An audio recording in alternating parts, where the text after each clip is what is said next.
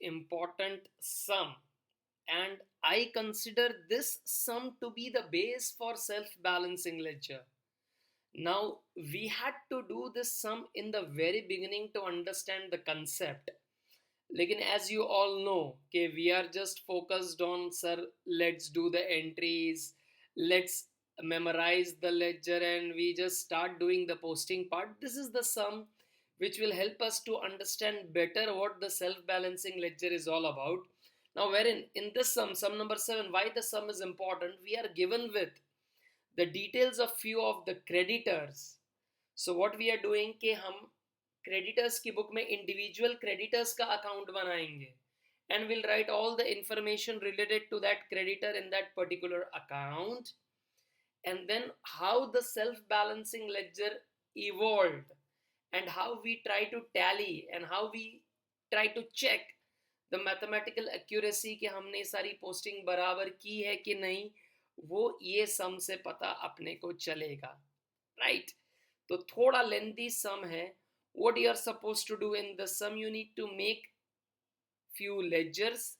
कौन कौन से हैं? Before we read the sum, what you are supposed to do कि कौन कौन से ledger बनेंगे. So we need to make A, B, C, D, E, F, G. इतने हर एक इंडिविजुअल क्रेडिटर के अकाउंट बनाने पड़ेंगे. Then a working like this. Okay, तो वर्किंग जब हम करेंगे that time you pause the video and copy the working. And then general ledger में creditor ledger, and then creditor के लेजर में जनरल लेजर. इतनी सारी चीजें बनानी पड़ेंगी.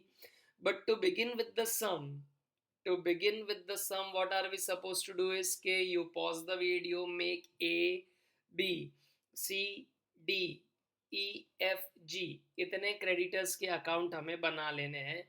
फिर बाकी का जब हम वर्किंग पे जाएंगे, जब ये नॉर्मल हमको सेल्फ बैलेंसिंग में जो लेजर्स बनाने उस पे हम जाएंगे. So that time you pause the video and make such ledgers. Okay, so you pause the video and then you make the ledger. By the time I will be starting now with the sum. Following are the balances in the creditor. Balances of creditors in the ledger of a trader on 1/1/2015. Now A का balance है 1360, B का है 1440, C का है 1320, D 1680, E 1040, F 1520. The following transactions were occurred during the month of January. Now as and when we read the transaction, we'll do the posting. Now you are required to prepare C individual creditors, then general ledger adjustment, purchase ka ledger and purchase ledger in general ledger. So let us first write out the opening balance of A. It is 1360. So it will come on the credit side. The date is 1/1/2015 by opening balance. We have opening balance. We have 1360. It's 1360. अब B का भी opening balance है on the same date B. Then we have opening balance for C, opening balance for D, opening balance for F, E, G का नहीं है, E F तक है, G का कुछ ओपनिंग बैलेंस अपने को नहीं दिया है. तो अब हम फटाफट अमाउंट लिख लेते हैं. चलो, B का ओपनिंग बैलेंस अगर हम देखें, B का ओपनिंग बैलेंस है 1440. B is 1440. C का 1320. C 1320. D 1680. ओके, E का 1040.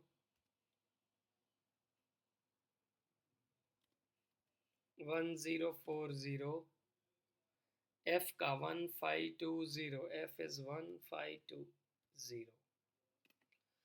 So इस तरह से इंडिविजुअल हमने हर एक का ओपनिंग बैलेंस लिख दिया. Then on 2nd January we bought goods from A. We bought goods from A. 2nd January को हमने परचेस किया. अमाउंट कितनी है? 1480. A से परचेस किया. So हमारी एंट्री आएगी A account, purchase debit to mister A. purchase account debit to Mr. A. So यहाँ पर हम लिख देंगे by purchase and the amount was 1480. A से हमने purchase किया. Then January 8 को we paid to F. F को मैंने पैसा दिया, तो F is the receiver. What goes out is cash. On 8th of January 2015 यहाँ पर हम लिख देंगे to cash. हमने पैसा दे दिया है 720. F को हमने पैसा दे दिया 720. Then the bills on January 9, bills are accepted from A. Bills are accepted. So हमारी एंट्री बनती थी creditors account debit to bills payable, और साथ साथ हमें डिस्काउंट भी मिला है. So it will be creditor account debit to bills receivable, bills payable. The date is 9th of January 2015. तो यहाँ हम लिख देंगे to bills payable. The amount is 760. And उसी के नीचे हमको ऐसा भी लिखा था कि we have received some discount. So discount received is 40 rupees. The discount received is 40 rupees. Then January 11, I have returned goods to E. But I have returned goods to E. That is a purchase return. So entry क्या बनेगी? E account debit to purchase return. E account debit to purchase return. तो यहाँ पर हम लिख देंगे to purchase return 240.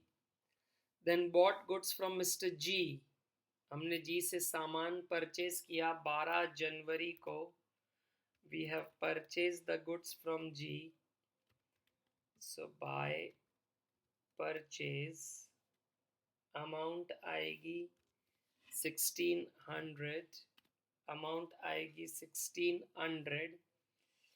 Then 14 Jain बड़ा उत्तरायण के दिन हमने E को पेमेंट करा 792 का, और हमें डिस्काउंट भी मिल रहा है. E को पेमेंट किया और हमें डिस्काउंट भी मिल रहा है. तो 14 January 2015 I have paid to E. So E is the receiver. What goes out is cash. हमने 792 का पेमेंट कर दिया, and then on the same date we even got the discount. We even got the discount of 8 rupees. बहुत बढ़िया. Then 19 Jan we bought the goods from Mr. B. 19th Jan we bought the goods from Mr. B. So by purchase the amount is 1200 rupees का सामान purchase किया है. 1200 rupees का सामान हमने purchase किया है Mr. B से. Then Jan 21st हमने D को पेमेंट किया, and again I got a discount of 80 rupees. So D को हमने पेमेंट कर दिया है. D का पेमेंट हो रहा है 21 जनवरी को.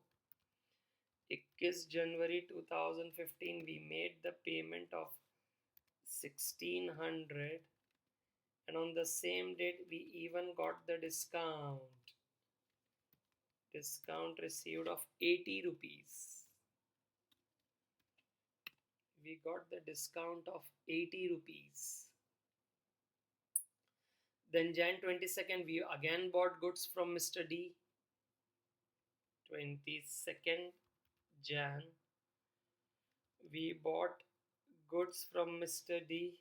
So यहाँ पर हम लिख देंगे by purchase 1280. Then return goods to G. कितना है 184. Return goods to G.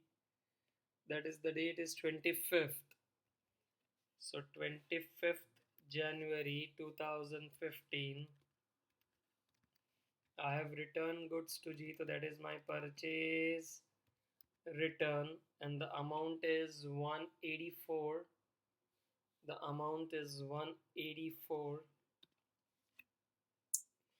Then paid to B 1392 and I received the discount. Paid to B, the date is 27 जनवरी. बेटा यस, मैंने भी अपनी बुक में उसको पहले सॉल्व कर लिया ताकि मैं वापस रीचेक भी कर सकूं, बिकॉज इधर उधर करने में कहीं अगर मिस्टेक हो गई तो अपने पास वो होना चाहिए solution. 1392 and then to discount I have received, the discount what I have received is 48 rupees. The discount what I have received is 48 rupees. Then I have bought goods from Mr. E. 1760 के हमने सामान purchase करे हैं mister ई से 28 जनवरी को. सो 28 जनवरी purchase हमने किया है, तो purchase account debit to mister E. So purchase यहाँ पर हम लिख देंगे and the amount is 1760. It's 1760. Then again we have paid to G. कितने का पेमेंट किया हमने जी को? 1360 and 56 rupees का डिस्काउंट मिला. Paid to G on 28 of Jan. 28 of Jan 2015 I have paid to G cash 1360 and then on the same date I also got the discount. On the same date I also got the discount of 56 rupees in the payment to G. Then bill accepted from F. Bill accepted from F, that is bills payable, and in that again we are getting a discount of 32,800 का है. 32, that is 29th of January 2015 to bills payable but I hope मैंने हर एक के entry नहीं पास करी, but you are able to understand the things. It's very easy sum. हम normal जिस तरह से जर्नल एंट्री पास करके जो लेजर करते हैं वैसा ही किया हुआ है. जर्नल एंट्री पास करके जो हम करते थे वैसा ही हमने किया है. Nothing new in it. Okay. So F का अपना हो गया. F का अपना पेमेंट हो गया. Right. The next जरा देखो क्या है. We have again purchasing goods from F. 1280. तो purchase account debit to F 30 जनवरी को वापस हमने परचेज किया है फ्रॉम F. 1280 का परचेज है. 1280 and then I have paid to A 560 rupees. I have paid to A. So A is the receiver. What goes out is cash on 31st January 2015 to cash. The amount what I have paid is 560. The amount what I have paid is 560. Can I say all the individual transactions we dealt with? All the individual transactions we dealt with. Now we have to close individual account, find out the balance. और एक बार balance find out कर दिया, फिर जो ये next working हमें करनी है, बेस्ड ऑन दैट हम वो वर्किंग में अमाउंट लिखते जाएंगे एंड देन उस पर से हमारा सेल्फ बैलेंसिंग लेजर अपना बन पाएगा. ठीक है. सो ए का अकाउंट का अगर मैं टोटल करूं, ए के अकाउंट का अगर मैं टोटल करूं तो क्रेडिट का टोटल ज़्यादा लग रहा है मुझे. क्रेडिट का टोटल ज़्यादा लग रहा है. The total is 2840. सो 2840 वही टोटल मैं डेबिट में लिख दूंगा और उसमें से हम कर देंगे ये माइनस 1480. तो ये है अपना 31st जनवरी 2015 को ये है अपना closing balance, that is balance carried down. 1480. That's my balance carried down. 1480. Okay. Then B का टोटलिंग करते हैं. चलो B का टोटलिंग करते हैं. Let's do it. Come on. The total for B. Now again the credit side total is higher. So credit side total करूँगा तो 2640 वही टोटल आ रहा है 2640. एंड देन उसमें से हम ये माइनस करें, अगर उसमें से ये दोनों अपने अगर हम माइनस करें तो 1200 रुपया. यस. सो दैट्स अगेन 1200 जो रुपए आ रहे हैं वो हमारा क्लोजिंग बैलेंस है. 1200. That's my closing balance. बड़ा सी में तो एक ही आइटम है. सी में तो एक ही आइटम है. सो टोटल हम कर देंगे 1320. The same total I'll write on the debit side 1320, and this itself will become my closing balance. This itself will become my closing balance 1320. That itself will become my closing balance 1320. Then D का totalling करते हैं. चलो D का total again credit का total ज़्यादा है. Credit का total ज़्यादा है 2960. The same total I'll write it over here 2960. उसमें से हम बैलेंस फाइंड आउट कर लेते हैं कि इसमें से हमें माइनस करने हैं ये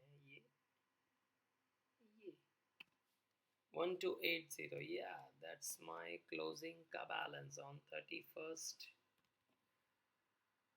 January. That's my closing ka balance. बहुत बढ़िया. Then let's do the totaling for E.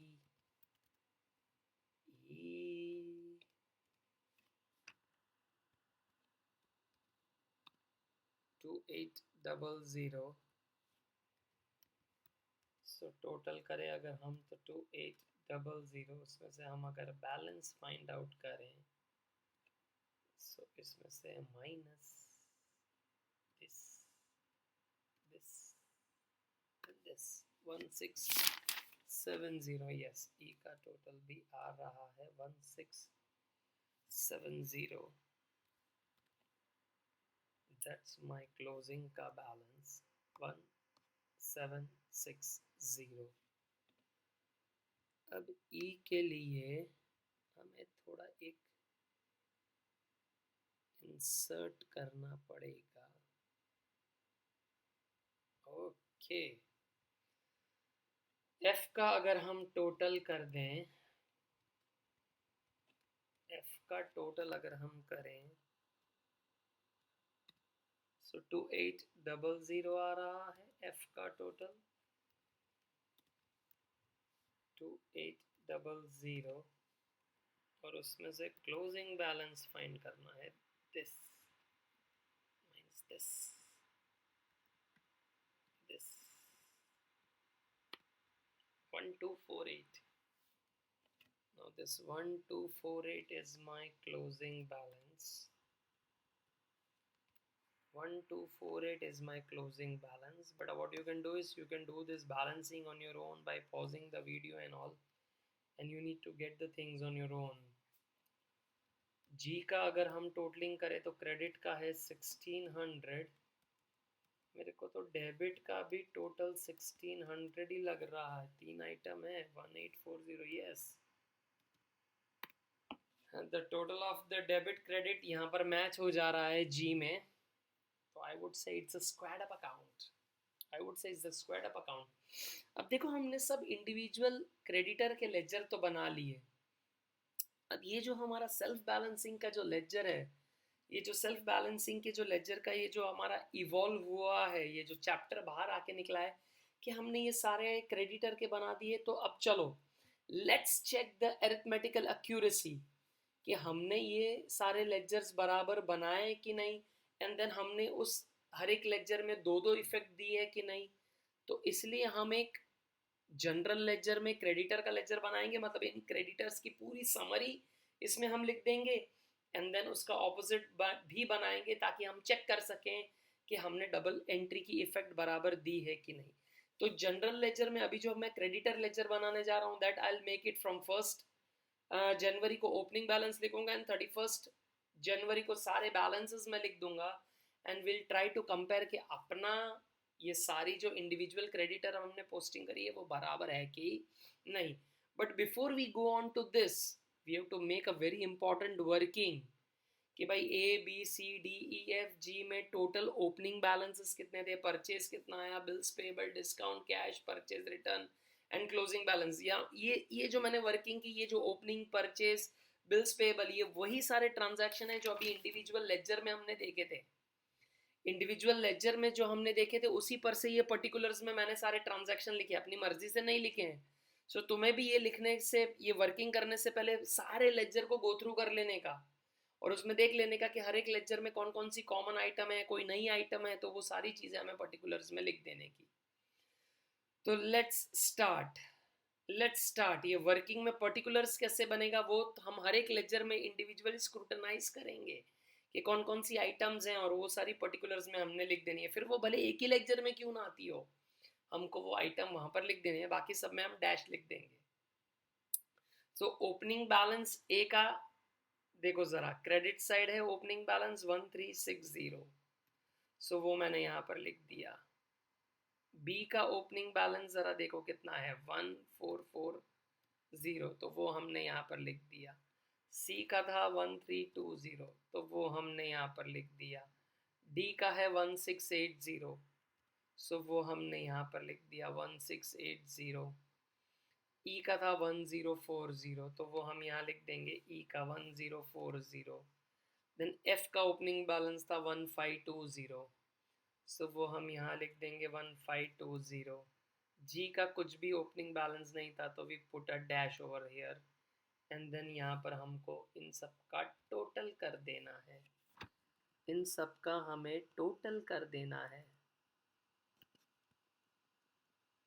सो हमने यहाँ पर इन सब का टोटल कर दिया, तो 8360 ये अपना टोटल आ गया ओपनिंग बैलेंस का। और जब हम ये लेजर्स बनाएंगे तो उसमें हम देख लेंगे कि किस तरह से इसकी पोस्टिंग हमें करनी है। डू यू गेट दैट बेटा, do you get that?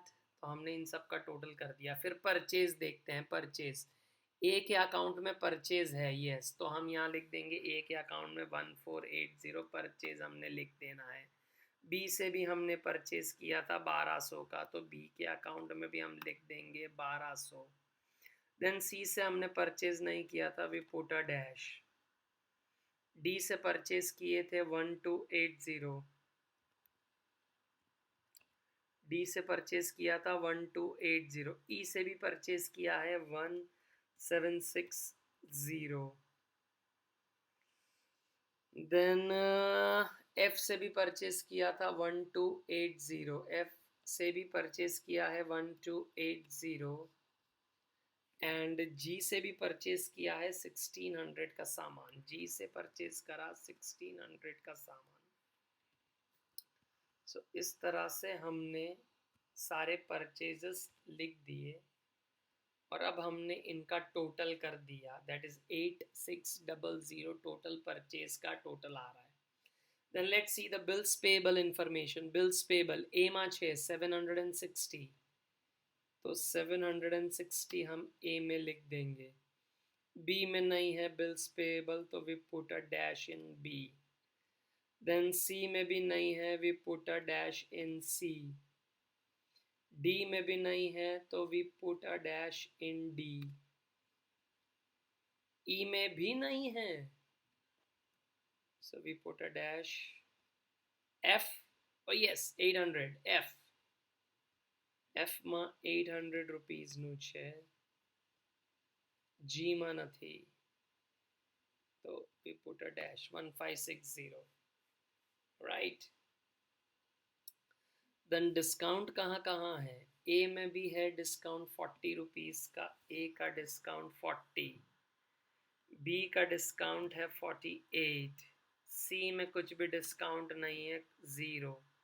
D में डिस्काउंट है 80 रुपीज का. D का डिस्काउंट है 80 रुपीज. देन E में डिस्काउंट है 8 रुपए का. E का डिस्काउंट 8 रुपीज है. देन F का डिस्काउंट है 32. F का डिस्काउंट है 32. G में डिस्काउंट है 56 का. G का डिस्काउंट है 56, तो 264. देन कितनों को हमने कैश में पेमेंट किया है? कैश A का है यस 560, B का है 1392, C में कुछ भी नहीं है, डैश. D में 1600 D માં. પછી E 792 for E 792. F 720, F 720. G 1360, 1360. So 6424 is the total. Then purchase return, A में नहीं है. purchase return A में नहीं है, तो we put a dash. A में नहीं है. Then B में भी नहीं है. C में तो कुछ भी नहीं है. Then D में भी नहीं है. देखो एक ही कुछ किसी में आया होगा. देखो E में है, यस E में 240 रुपीज. E में 240 है, तो देखो E में आया इसलिए हमको लिखना पड़ा ये परचेज रिटर्न हमारे वर्किंग के कॉलम में. भले एक लेजर में आया हो तो लेकिन फिर भी हम लिखेंगे. E में आ गया परचेज रिटर्न, E में आया, और G में भी आ रहा है 184. F में नहीं है અને G में છે 184, एंड टोटल करेंगे तो 424 आ गया है. And now we write the closing balances. A का है 1480, B का है 1200, C का है 1320, D का है 1280, then E का है 1760, then F का है 1248, 1248, and G का नहीं आ रहा है because it's a squared up account. So इस तरह से हमने हर एक लेजर में से सारी इंडिविजुअल ट्रांजैक्शन सारे इनके लिख लिया और टोटल कर लिया, एंड हम इसके बेसिस पर अपना सेल्फ बैलेंसिंग का लेजर बना लेंगे एंड वो समराइज्ड फॉर्म में दिखा देंगे, and then we'll check the arithmetical accuracy is बराबर और नॉट. हमने सारे ट्रांजैक्शन की पोस्टिंग बराबर की है कि नहीं वो हमें पता चल जाएगा. अब देखो जब जनरल लेजर में हम क्रेडिटर का लेजर बना रहे तो सारी इन्फॉर्मेशन हम जो लिखते थे सीधा सीधा क्रेडिटर के अकाउंट में वैसा ही लिखने का, देन हम उसका ऑपोजिट बना देंगे. तो 1 जनवरी को यहाँ पर हम जो जनरल लेजर में क्रेडिटर लेजर बनाना है सीधा सीधा, सो हम यहाँ पर ओपनिंग बैलेंस लिख देंगे. देखो पहली आइटम है opening balance, so we will write opening balance and the amount we have to write 8360 हमें लिखना है. फिर 31 जनवरी 2015 सीधा लिख देंगे by general ledger adjustment account, by general ledger adjustment account, and यहाँ पर भी 31/1/2015 यहाँ लिख देंगे हम to general ledger adjustment account, and then जो भी जहां पर जाएगा हम फटाफट लिख देंगे. Purchases we are writing it on the credit side. So यहाँ हम लिख देंगे क्रेडिट परचेज. देखो हमने इंडिविजुअल हर एक डेटर में वहीं पे लिखा था. सो यहाँ सिर्फ टोटल लिख देंगे हम 8600, सीधा हम टोटल लिख देंगे. Then bills payable were coming on to the debit side of all the transactions. देखो तो यहाँ पर bills payable, यहाँ पर bills payable, the total is 1560 bills payable. Then discount will come again on the debit side. Discount is 264.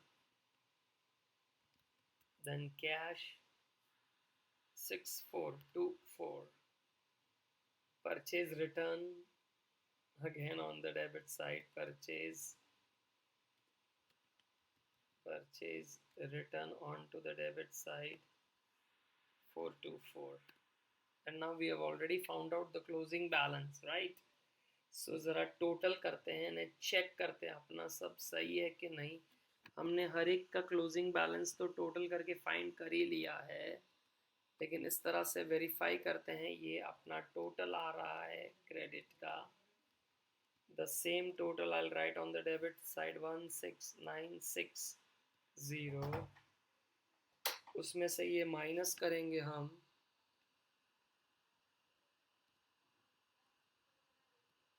उसमें से ये हम माइनस करेंगे.